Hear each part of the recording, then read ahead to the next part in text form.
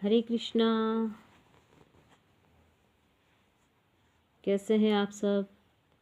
आप सभी का स्वागत है मेरे YouTube चैनल भागवत श्लोकास पर। चलिए आज प्रथम अध्याय शुरू करते हैं। धृतराष्ट्र उवाच धर्मक्षेत्रे कुरुक्षेत्रे संवेतायुयुत्सवः मामकाः पांडवाश्चैव किं कुर्वत् संजय। धृतराष्ट्र ने कहा, हे संजय, धर्म भूमि कुरुक्षेत्र में युद्ध की इच्छा से एकत्र हुए मेरे तथा पांडु के पुत्रों ने क्या किया?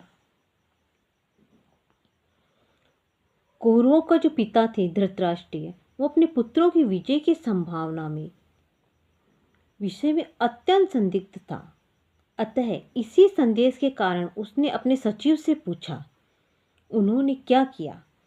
वह आश्वस्त था कि उसके पुत्र तथा उसके छोटे भाई पांडु के पुत्र कुरुक्षेत्र के युद्ध भूमि के निर्णयात्मक संग्राम के लिए एकत्र हुए हैं। फिर भी उसकी जिज्ञासा सार्थक है। वह नहीं चाहता था कि भाइयों में कोई समझौता हो, अतः वह युद्ध भूमि में अपने पुत्रों की नियति के विषय में आश्वस्त होता चाह रहा था, क्योंकि इस युद्ध को कुरुक्षेत्र में लड़ा जाना था, जिसका उल्लेख वेदों में स्वर्ग के निवासियों के लिए भी तीर्थस्थल के रूप में हुआ है। अतः धृतराष्ट्र अत्यंत भयभीत था कि इस पवित्र स्थल का युद्ध के परिणाम पर न जाने कैसा प्रभाव पड़े।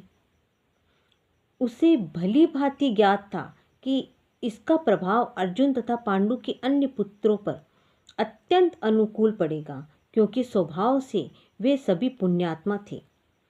संजय श्री व्यास का शिष्य था, अतः उनकी कृपा से संजय धृतराष्ट्र के कक्ष में बैठे बैठे कुरुक्षेत्र की युद्ध स्थल का दर्शन कर सकता था।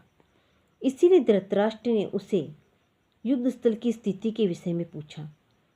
पांडव तथा धृतराष्ट्र के पुत्र दोनों ही एक वंश से संबंधित है, किंतु यहाँ पर धृतराष्ट्र के वाक्यों से उसके मनोबल प्रकट होता है।